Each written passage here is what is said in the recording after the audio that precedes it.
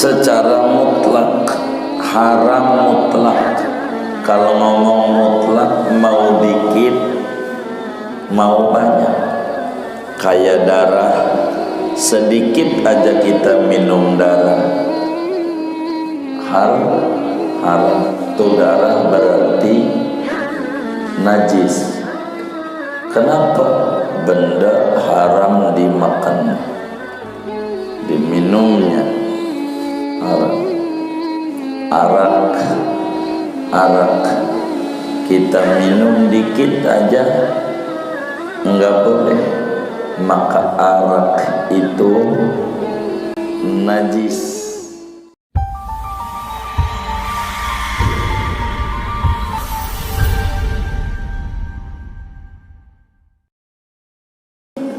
Assalamualaikum warahmatullahi wabarakatuh. Bismillahirrahmanirrahim. Alhamdulillahi rabbil alamin. Assalatu wassalamu ala sayyidina Muhammadin wa ala alihi wa sahbihi ajma'in. Qala al-imamul muallif rahimahullah, babun najasati wa izalatiha. Adapun ini yaitu bab menerangkan tentang najis dan cara menghilangkan najis. Al-hayawanatu kulluha tahiratun illal kalba wal khinzira wal mutawallida minhuma aw min ahadihima. Adapun hewan, seluruhnya hewan yaitu hukumnya suci, illa kecuali al-kalba anjing, wal khinzira dan babi, wal mutawallida minhuma dan anak-anak daripada anjing dan babi, aw min ahadihima atau dari salah satu anjing dan babi. Wal maitatu kulluha najisatun. Adapun bangkai, seluruhnya bangkai yaitu najis, illal adamiyah kecuali manusia, wasamaka dan ikan, wal jarada dan belalang.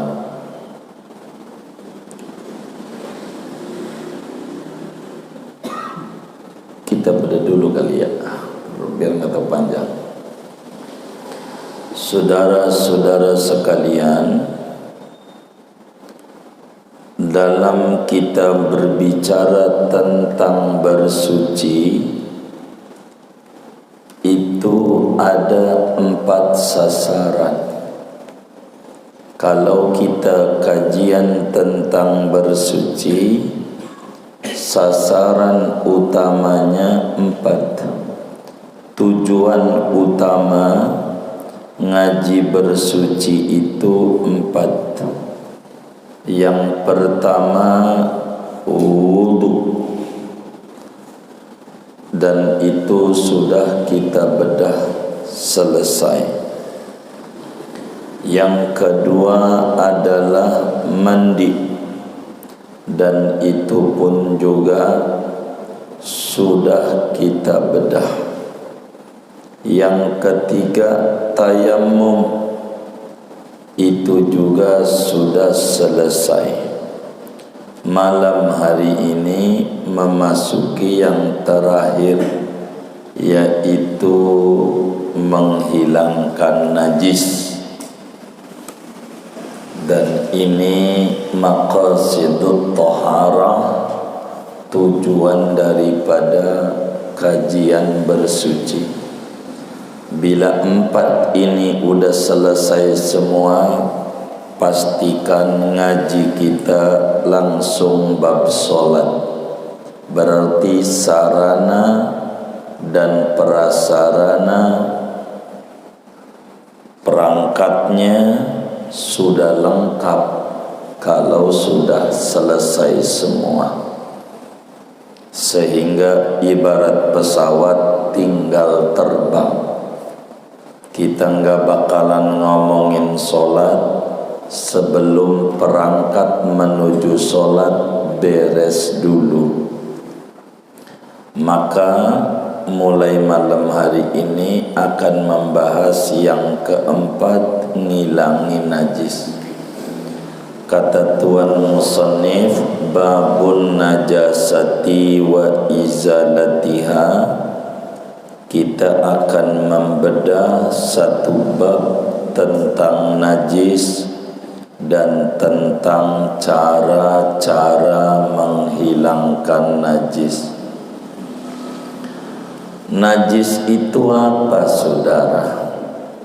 Najis itu ada dua tinjauan. Ada najis menurut bahasa, ada najis menurut terminologi agama. Najis secara bahasa kullu mustaqdharin. Najis secara bahasa apa saja yang jijik, yang dianggap kotor. Jadi apa saja yang jijik itu namanya najis. Namanya najis. Apa aja? Ingus jijik enggak? Jijik. Maka dalam pandangan bahasa najis menurut bahasa, pokoknya yang jijik. Ampe makan di pasar banyak laler, itu juga najis menurut bahasa. Tapi najis dalam terminologi agama adalah setiap yang kotor, yang menjijikan, yang dapat menghalangi keesahan sholat. Kullu mustaqdharin yamna'u sihhatas shalah.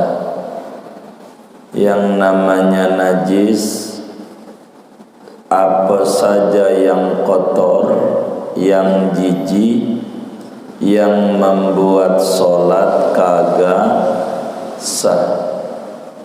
Ada orang pilek, ingusan, maka sholatnya sah. Itu berarti ingus enggak najis walaupun jijik, tandanya sholat tetap sah. Sebab yang namanya najis apa saja yang menjijikan, yang kotor, yang menghalang-halangi. Menghalang itu membuat sholat tidak sah. Itu namanya najis. Namun definisi najis yang lebih luas berbicara tentang najis ini, saudara, adalah setiap benda Jadi najis adalah setiap benda yang diharamkan memakannya. Setiap benda yang diharamkan memakannya secara mutlak dalam keadaan normal,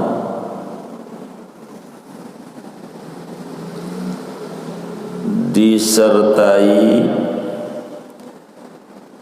gampang memisah-misahkannya.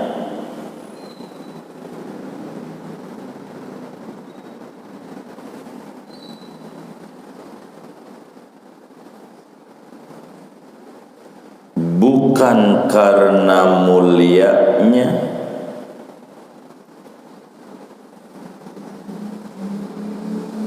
dan bukan karena jijiknya,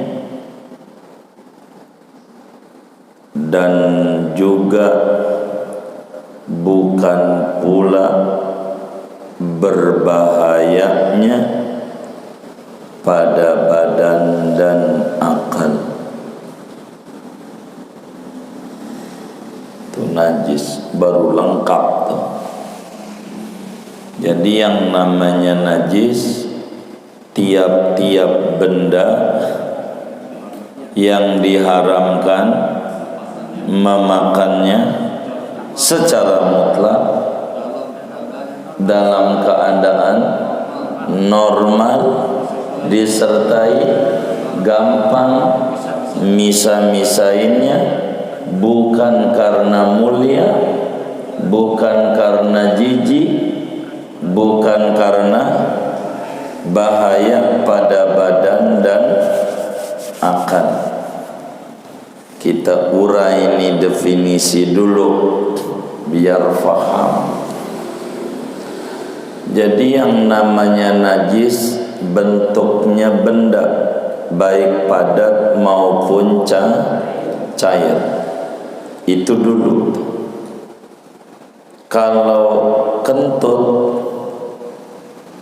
itu bukan padat, bukan cair, udara, angin, maka kentut mau biar kata bau tidak najis, sebab enggak kategori benda, dia mau udara, angin, begitu, enggak najis, enggak bau banget, biar bau banget, tetap kentutmu kagak najis, maka enggak perlu cebok.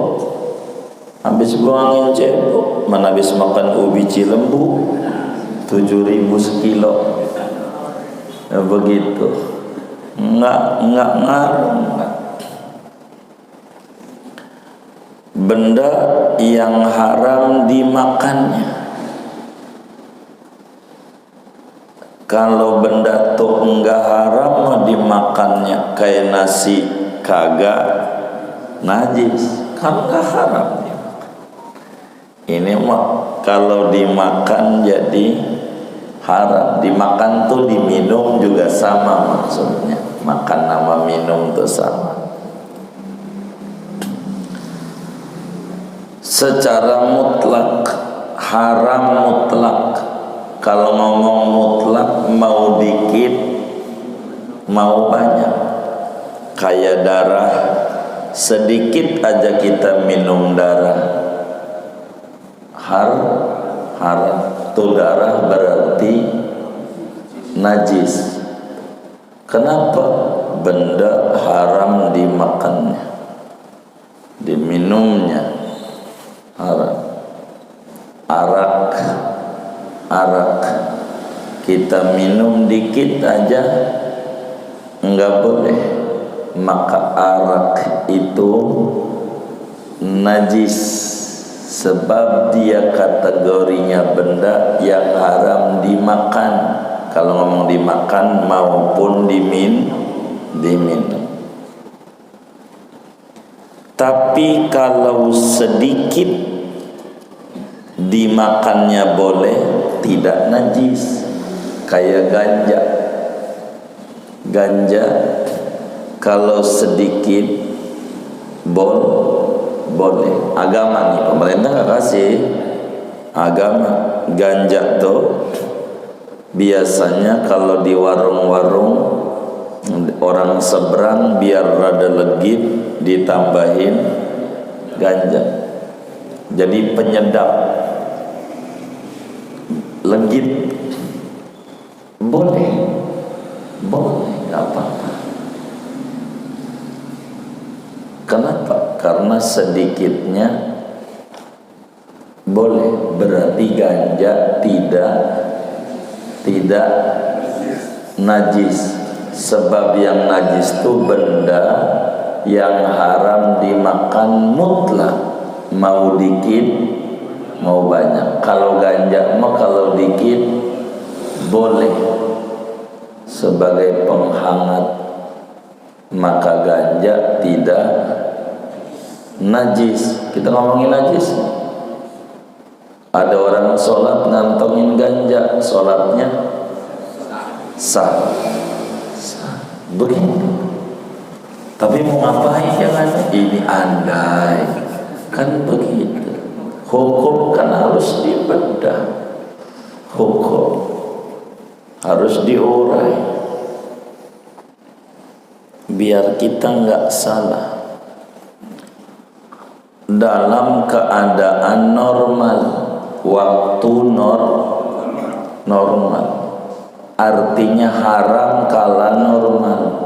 Jangan diomong bangkai, kita di tengah hutan nggak ada makanan apa-apa, yang ada bangkai. Kalau nggak makan bangkai kita mati. Maka makan bangkai boleh, cuman boleh karena darurat. Ini namanya bukan normal. Tetap aja bangkai itu hukumnya najis, kan boleh dimakan, tapi tidak mutlak. Itu dalam keadaan darurat. Kalau dalam tidak darurat mah haram, maka bangkai tetap najis meskipun kalau darurat boleh. Kencing, tempo dulu orang di Betawi sakit mata, enggak punya duit buat ke dokter, suruh makan jengkol, suruh cuci muka pakai apa? Air kencing. Ngalamin enggak? Orang tua berarti. Tuh begitu. Itu biar kata kencing buat raup muka, karena darurat boleh, tapi tetap kencing karena bolehnya ketika darurat, bukan normal. Kalau darurat kan susah jadi rumusnya. Begitu. Di samping itu bisa gampang dipisah-pisahin. Kalau enggak gampang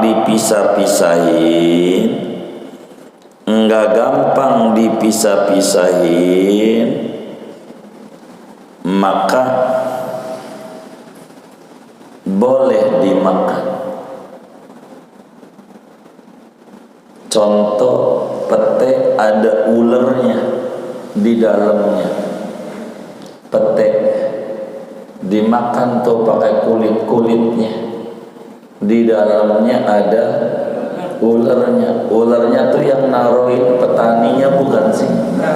Bukan. Makan ulernya tuh boleh, tapi ketika sulit dipisahin. Kalau udah gampang dipisahin, enggak boleh. Nah, ini pete dibukain, dapat ularnya setengah mangkok, udah miss dimak, hukumnya najis sebab gampang dipisahin. Tapi kalau enggak gampang, boleh. Kayak darurat, petek ama, kan ada orang gigi sama petek, tapi doyan warna kulitnya aja. Kan ada yang kayak begitu. Itu petek bau, cara ngilanginnya makan jengkol. Kalau habis makan jengkol, bau peteknya hilang. Iya, ganti bau. Iya, cara ngilangin bau petek. Iya, begitu.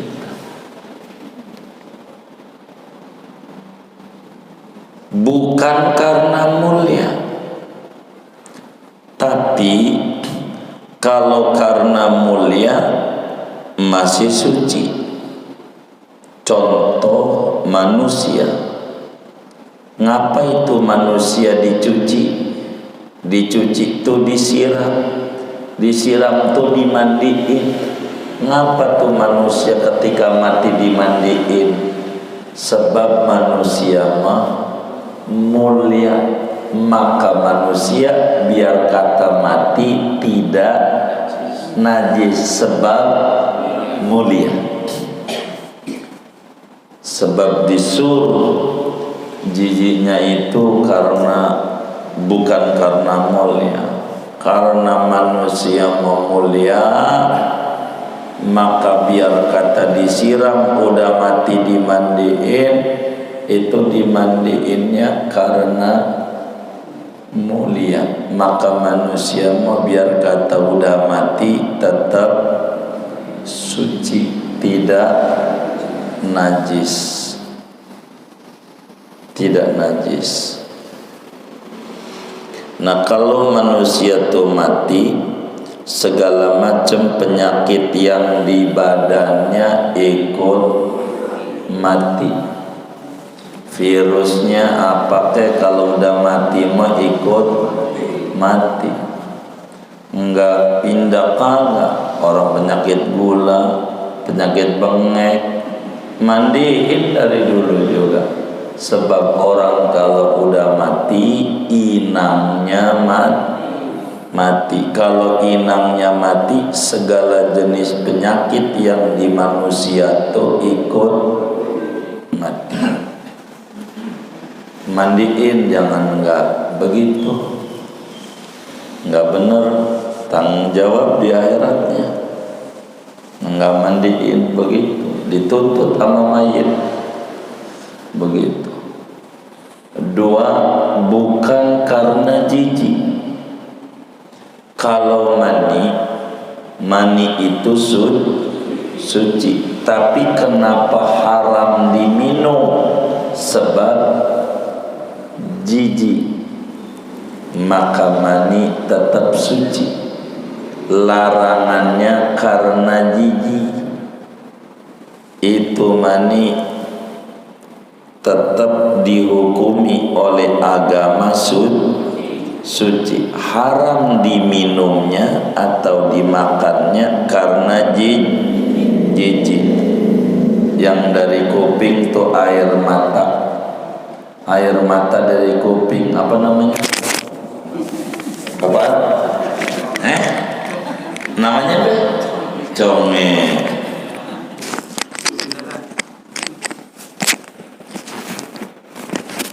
Namanya conge.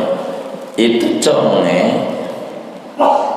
boleh kita minum, enggak boleh sebab jijik.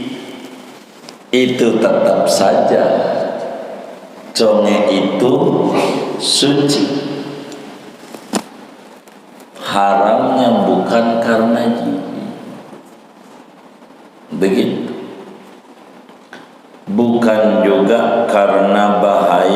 di badan atau di akal, kayak makan kerikil, makan beling. Beling dimakan enggak boleh, haram, sebab beling dimakan sebab bahaya ama badan. Tetap saja itu beling hukumnya masa beling suci. Tapi kalau suci kenapa haram dimakan? Bahaya. Juga bukan karena bahaya. Kalau beling mah karena, ini biar ngerti definisi yang ditulis. Jangan sampai kagak ngerti yang ditulis. Gitu. Saya terangin atu-atu. Iya, semuanya itu. Jadi itu bahaya di badan. Termasuk juga kayak macam ganja, madat, begitu. Itu kan haramnya karena bahaya pada akal. Akal apa badan? Akal dia. Begitu. Singkatnya, yang namanya najis, benda menjijikan yang membuat sholat tidak sah, itu namanya benda najis. Benda najis.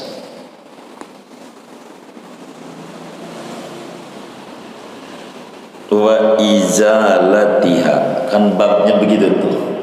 Bab najis, bab ngilangin najis. Oleh karena tujuan kita buat sholat, maka kita kudu tahu cara-cara membersihkan dari najis. Begitu.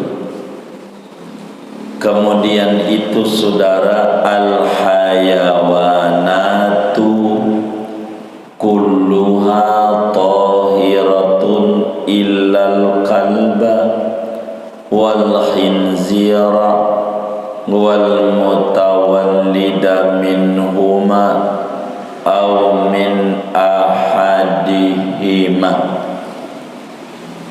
Kita kudu faham saudara, benda nih itu benda dalam kacamata agama terbagi dua. Benda dalam kacamata agama pada rumusan najis atau suci terbagi dua. Benda pertama, benda padat tidak bernyawa. Kedua, bernyawa, namanya makhluk hidup, hewan. Begitu.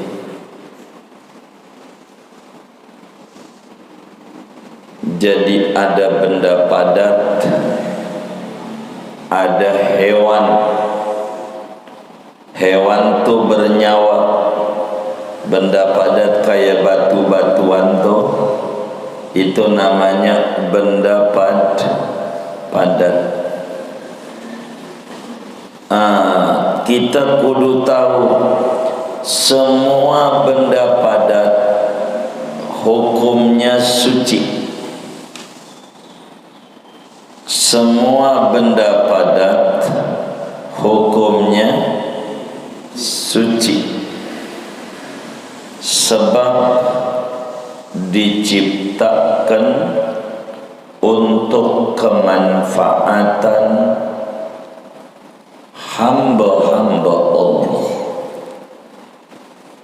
Beras suci, beras, pokoknya benda-benda padat. Mangga suci. Begitu. Pokoknya semua benda padat asal hukumnya suci. Makanya rokok tuh jadi ribut. Rokok tuh haram apa kagak, begitu. Maka diurai,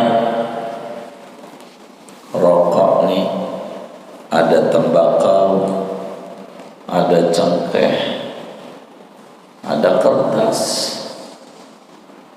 pembungkusnya itu. Zaman dulu kawung,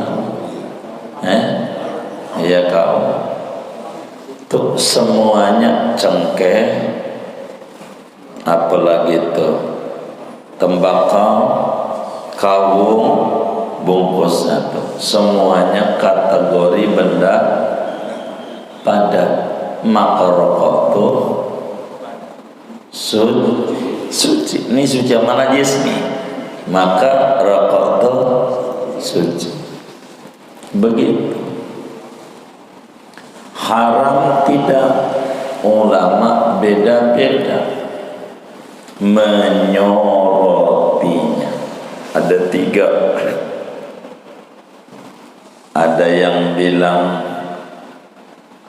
haram, ada yang bilang makruh, ada yang bilang mubah. 3 hukumnya. Kenapa bisa jadi 3? Sebab munculnya baru zaman Nabi ora ada, zaman Nabi kagak ada. Makanya enggak ada hadis khusus tentang rokok, kagak ada. Karena zaman Nabinya enggak ada. Mesti kalau nanti kita beda yang haram, yang makruh, yang ini begitu. Kemudian di zaman sahabat juga enggak ada. Makanya enggak ada komentar para sahabat mengharamkan, memakruhkan rokok. Kagak ada. Kenapa? Sebab enggak ada di zaman sahabat. Kemudian di zaman tabi'in kagak ada. Di zaman imam madhab 4 juga kagak ada. Makanya enggak ada ulama madhab Imam Abu Hanifah ya ngomong rokok hukumnya enggak ada. Imam Syafi'i ya, Imam Malik ya, Imam Hambali ya, enggak ada. Kenapa? Karena belum ada rokok. Mereka wafat di tahun 100 sampai 200 madzhab 4 tuh. Imam Syafi'i 204 wafat.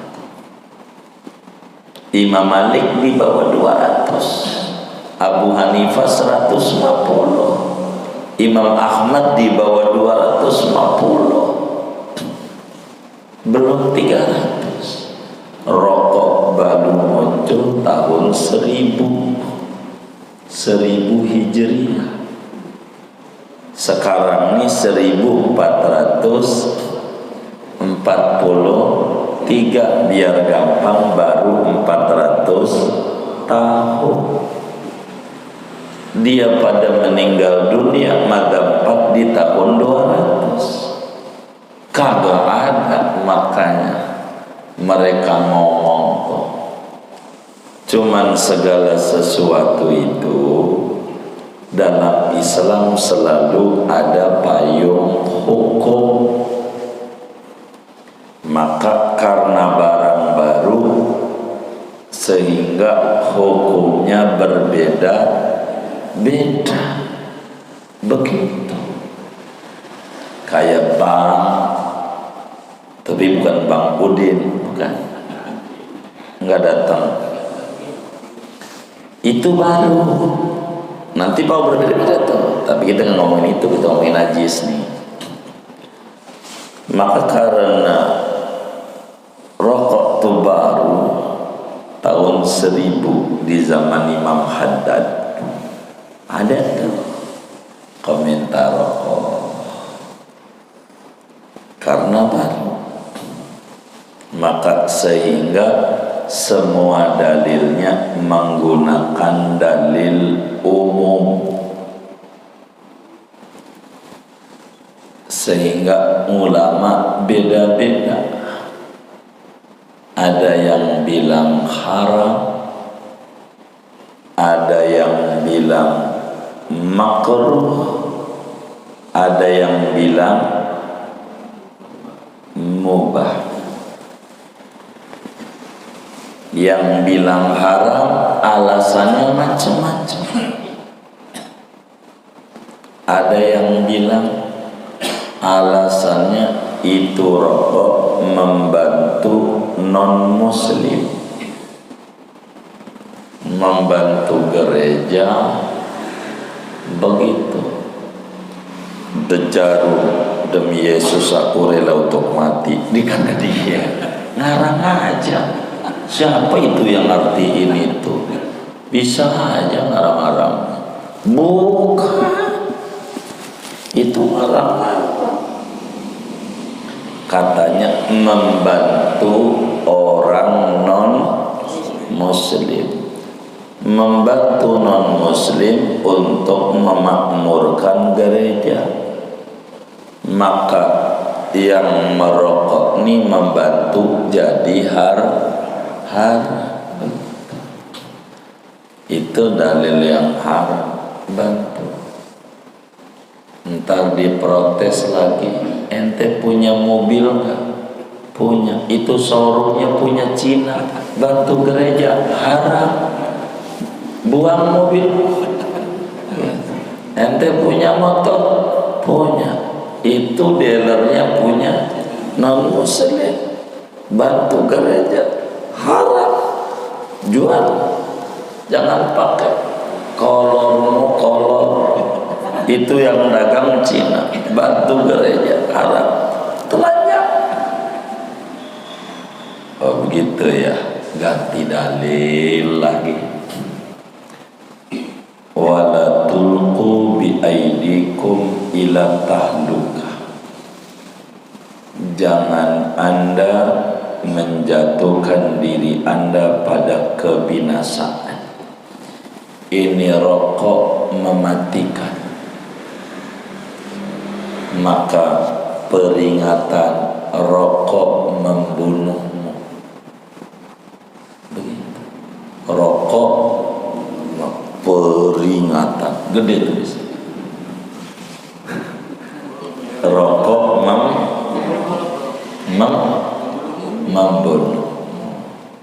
Karena jangan Anda jatuhkan pada kebinasaan, Anda bakal mati.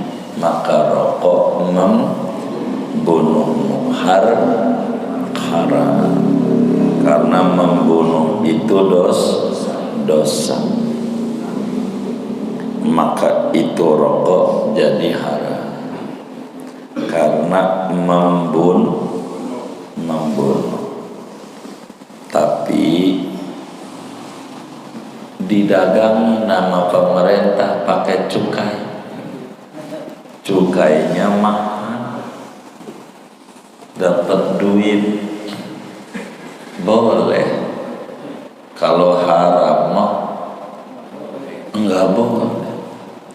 Mana perempuan hamil dilarang, itu sih nggak usah diomong. Dia juga gak merokok hamil, mendingan buat berobat ke dokter.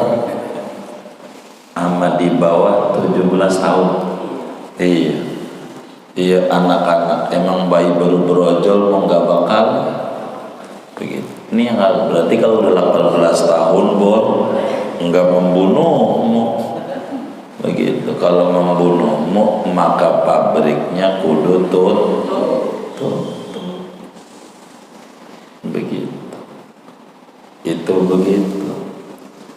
yang merokok didenda 500.000, tapi yang dagang kagak.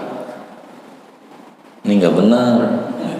Yang ngerokok aja didenda, apalagi bandarnya kudu didenda. Yang ngerokok aja tangkap sama Satpol PP, warungnya nggak beli lagi, warungnya nggak. Narkoba aja yang make ditang, bandarnya itu namanya dilarang. Banyak dalil-dalilnya begitu. Ada juga yang bilang makruh, dan ada juga ulama yang bilang mubah. Kalau mubah itu bisa makruh, bisa haram, dan bisa sunnah, tergantung motivasi. Barang mubah dari Quran juga, huwallazi khalaqa lakum ma fil ardi jami'an, segala yang ada di bumi dialah Allah ciptakan buat Anda. Ada yang bilang mubah, terserah kita mau ikut yang mana, itu urusan kita. Ikut haram boleh, ada undamanya. Ikut makruh boleh, ada undamanya. Ikut mubah boleh, ada undamanya. Begitu. Kalau kita punya duit 20.000, bini belum masak, malah buat beli rokok, haram. Mubah begitu, akan berubah-ubah, tergantung. Saya tidak panjangin itu, kita lagi ngomongin benda padat. Maka segala benda padat yang ada manfaatnya kecuali ada nas dari agama dihukumi najis, baru itu hukumnya najis. Kata kiai kita yang kedua, makhluk hidup, hewan. Kalau hewan ini hukumnya apa? Al-hayawanatu kulluha tahiratun illal kalba wal khinzira wal mutawallida minhuma aw min ahadihima. Yang namanya hewan semuanya pada waktu masih hidup hukumnya suci. Hewan, makhluk hidup, hewan, fauna. Apa saja hewan selagi masih hidup hukumnya suci. Semua. Gajah kita pegang suci, sebab gajah hewan hidup. Macan kita pegang suci karena hidup. Kambing, sapi, kebo, dan seterusnya.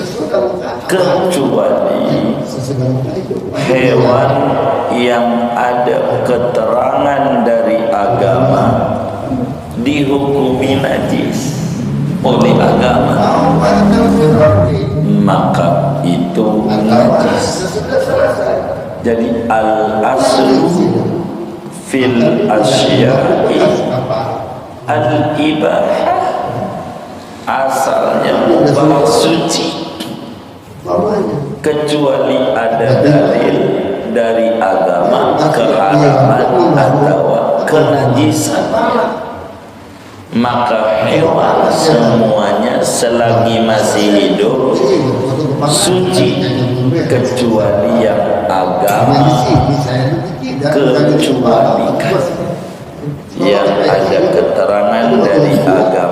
najis. Mana? Satu, illal kalba, kecuali anjing itu sudah biar hidup hukumnya najis. Biar anjing di rumah kita tiap hari ganjaran ibadah kita dikurangin 2 hukum tiap hari, bisa tekor minus maniqtana kalban illa kalba masyiatin nuqisa min ajrihi qiratun wa fi riwayatin qiratun. Kata Sayyidul Wujud Nabiyuna Muhammad sallallahu alaihi wasallam, siapa piara anjing di rumahnya kecuali anjing buat jaga kebun, begitu, maka yang piara anjing itu tiap hari dikurangi ganjaran pahalanya 2 gede gunung Uhud. Sehari aja ibadah kita jangan-jangan kagak ada, itu dikurang. Piara anjing mana mahal, udah piara murah aja. Kalau cupang banyak, yang haji juga punya. Enggak apa-apa, anjing sebab anjing dari mana anjing ini najis? Dalam hadis Nabi dijelaskan dalam kitab Sahih Muslim. Imam Muslim meriwayatkan bahwa Rasulullah sallallahu alaihi wasallam bersabda, tahuru ina'i ahadikum idza walagha fihil kalbu an yaghsilahu sab'a marratin ulahunna biturabi wa fi riwayatin ikhlasuna biturabi. Kata Nabi, tidak menyebutkan Ismallahi, cara mensucikan wadah Anda, ember, piring, gelas, apa, bila mana dijilat anjing kudu dicuci 7 kali. Pertamanya dicampuri debu, dalam riwayat yang lain salah satunya ada debu tanah. Kata Nabi, bila wadah dijilat anjing, cara bersihnya kudu dicuci 7 kali, salah satunya campur debu,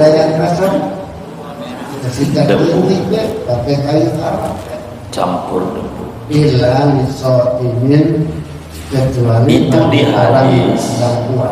Nampaknya tidak muncul anjing najis, enggak. Kalau sudah masuk Nabi itu ngomong wadah itu kalau dijilat anjing kudu dicuci 7 kali, salah satunya pakai debu. Enggak ngomong anjing najis, enggak ngomong anjing suci. Najisnya dari mana? Ada di situ. Kalau Nabi nyuruh nyuci, nyuruh disiram, alasannya 3. Cara nyuci itu kenapa perlu disuci? Ada 3 alasan. Dia Pertama, karena mulia. Kedua, karena berhadas. Ketiga, karena najis.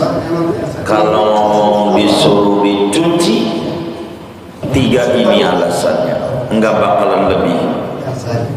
Bisa mulia, bisa hadas, bisa najis.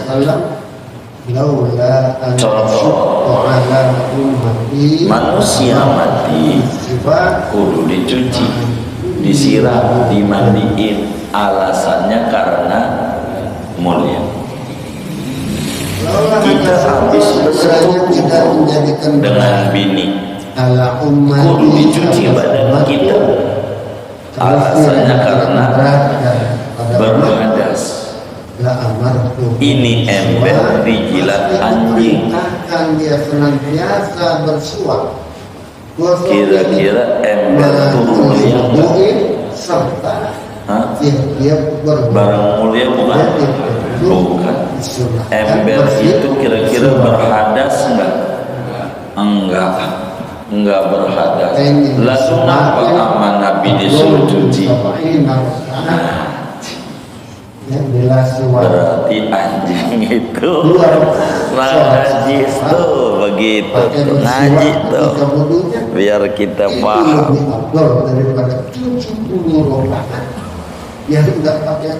Di ember enggak ada hadas, di ember enggak ada mulia, berarti yang ada najis. Berarti kenapa dicuci? Karena mulut anjing najis. Padahal mulut anjing itu wangi. Udah pernah nyium belum? Waduh, Cil, itu mulut anjing itu wangi beneran. Enggak makan relaksa, enggak. Perangnya mulut anjing itu paling wanginya dari seluruh mulut binatang. Wangi. Sebab anjing itu banyak menjilat apa saja. Jadi mulutnya bersih, makanya wangi. Padahal wangi. Agama bilang najis, apalagi yang kagak wanginya. Mulutnya kan jilat pakai mulut, najis padahal wangi, apalagi yang kagak wangi. Begitu.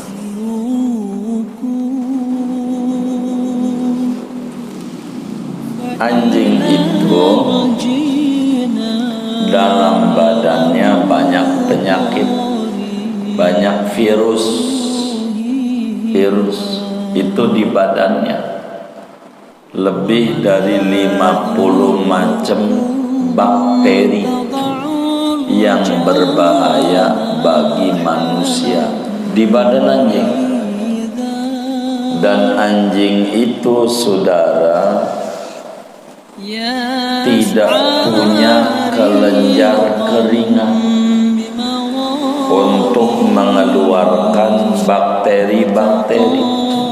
Kalau kita enggak keringetan, badan kita sakit, demam. Kalau demam nih udah minum obat lalu keringetan, demamnya turun.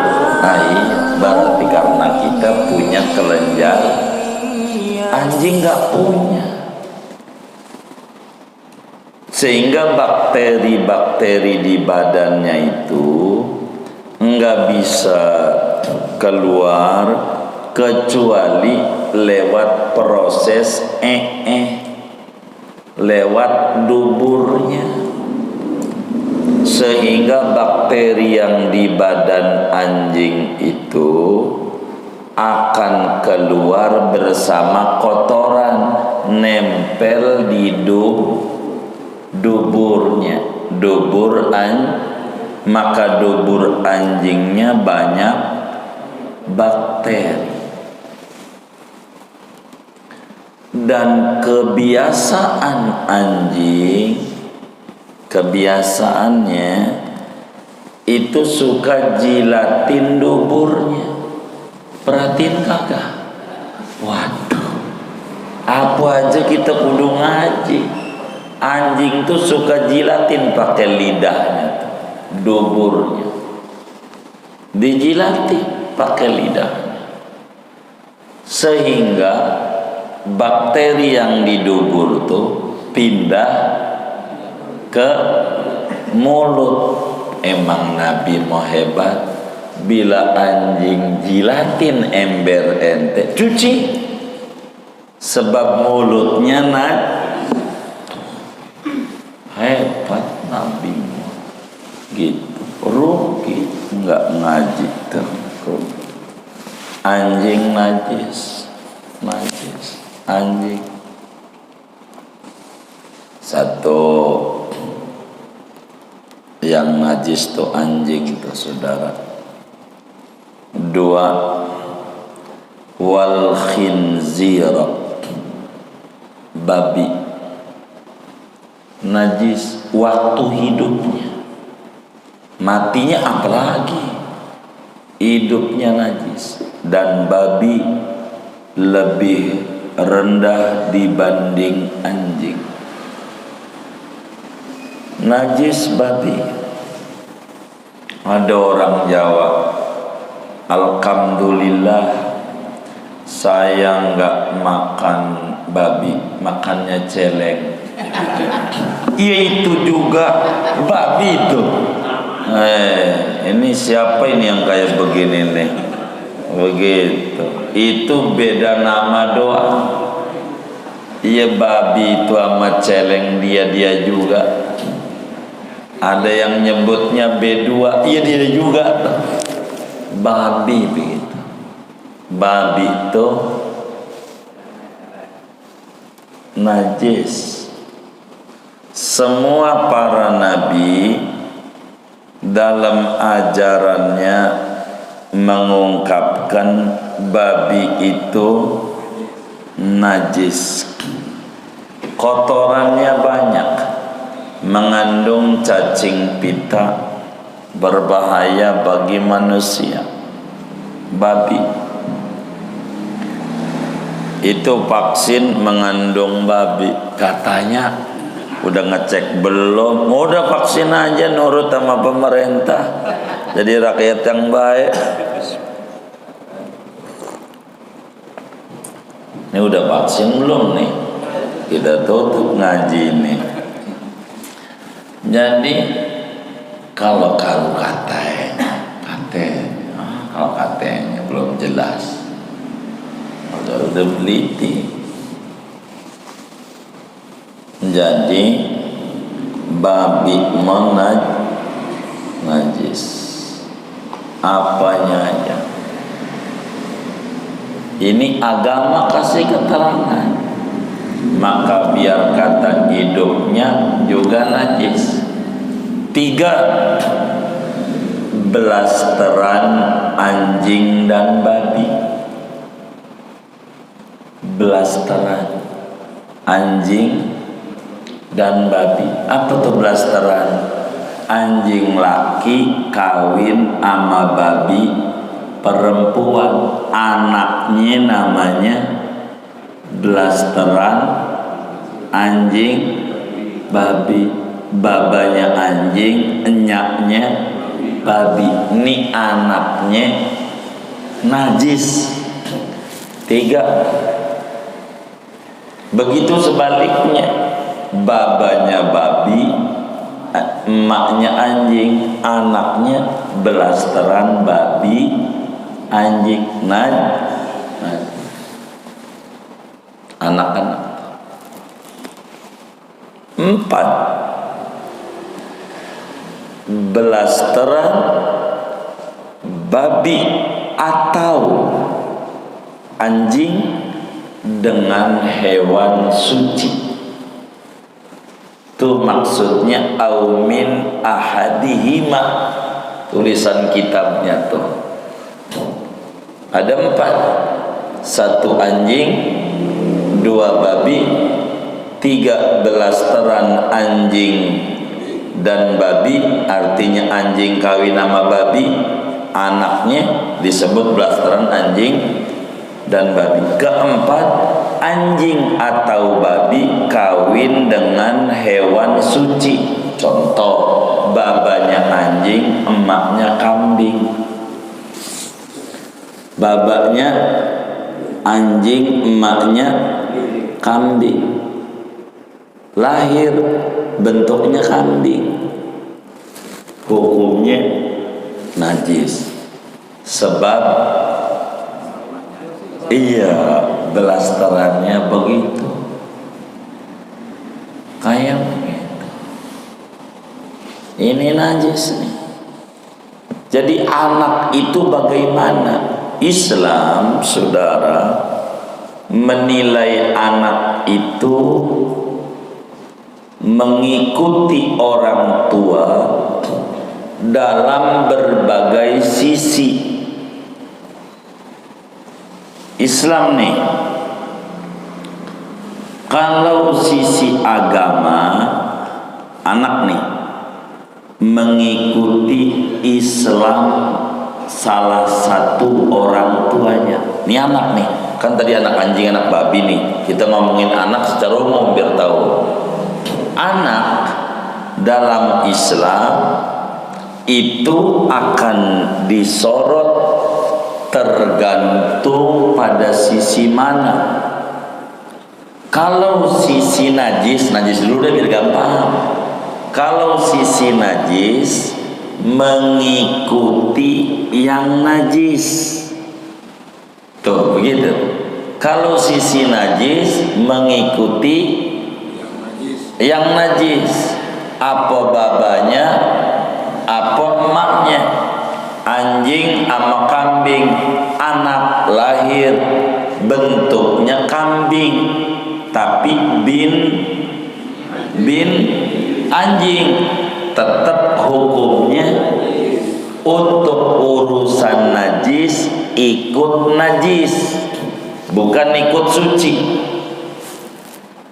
Urusan najis.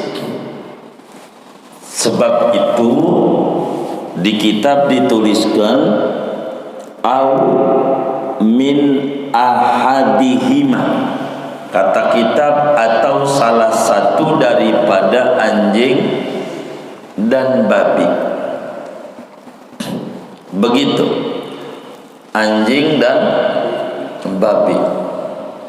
Mana yang najis dia ikut.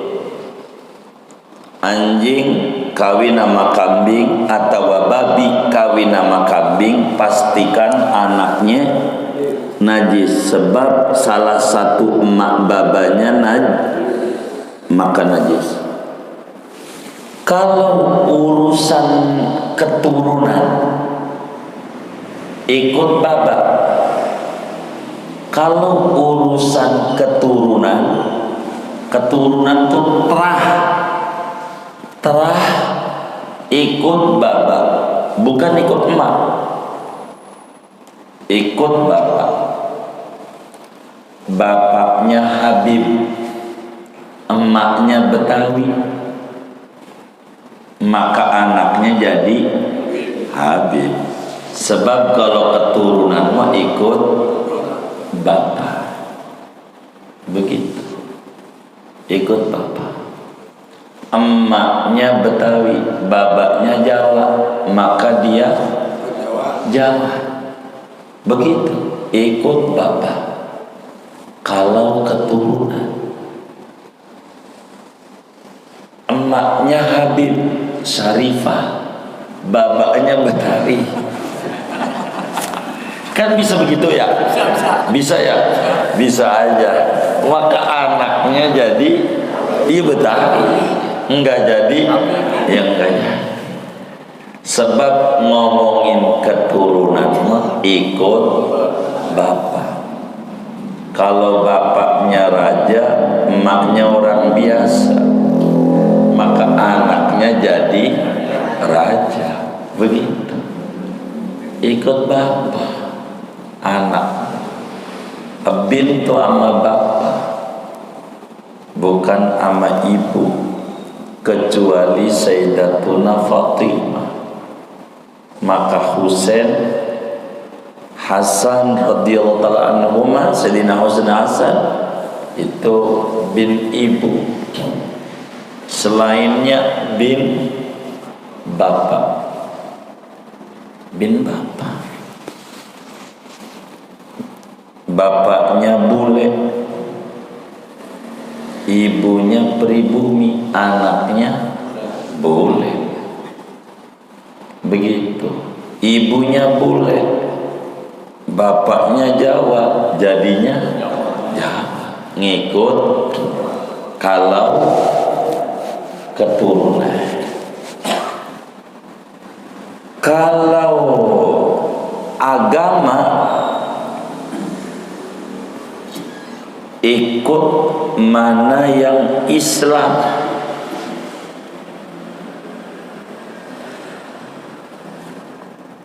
Ibunya muslim, bapaknya kafir, anaknya muslim. Agama bukan keturunan. Nih ngerti, beda-beda. Kalau urusan agama ikut muslim, bapaknya muslim, ibunya kafir, anaknya, sebab salah satunya bapaknya kafir, ibunya muslim, anaknya muslim. Sebab kalau ngomong agama ikut yang mana aja yang Islam, begitu. Yang mana aja yang Islam, begitu. Maka bila ada muslim kawin ama kafir, yang mananya aja dah anaknya dihukumi Islam. Sebab kalau agama ikut Islam. Kalau agama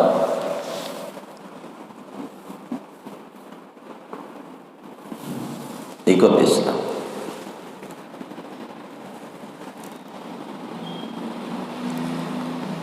Itu anak. Kalau di dalam perbudakan ikut ibu, bapaknya merdeka, ibunya budak, anaknya jadi budak. Urusan perbudakan ikut ibu, urusan merdeka ikut bapak. Kalau bapaknya orang merdeka, ibunya budak, anaknya merdeka.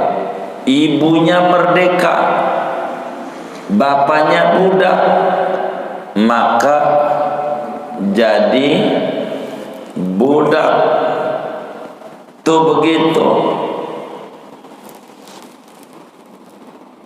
Untuk zakat ikut yang rendah.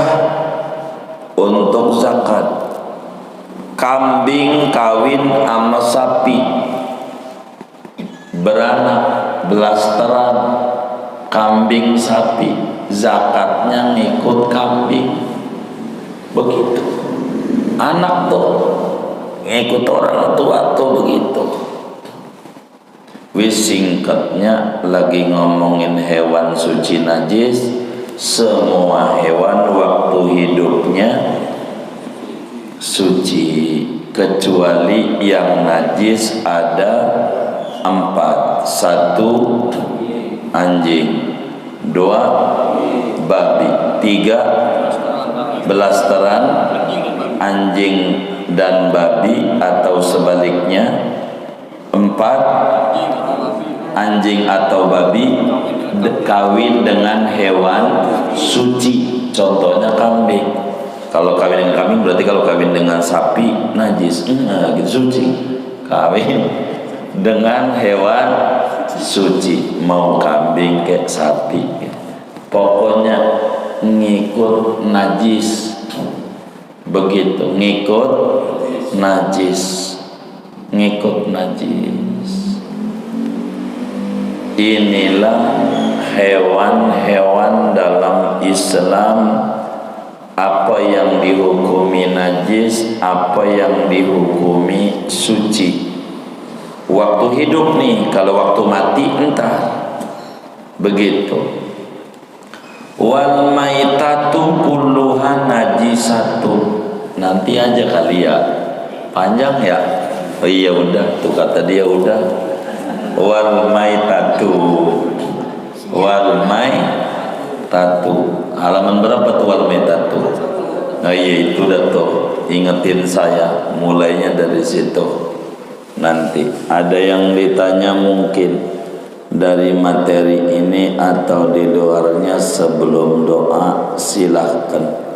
Wallahu a'lam. Kalau nggak ada, kita doa.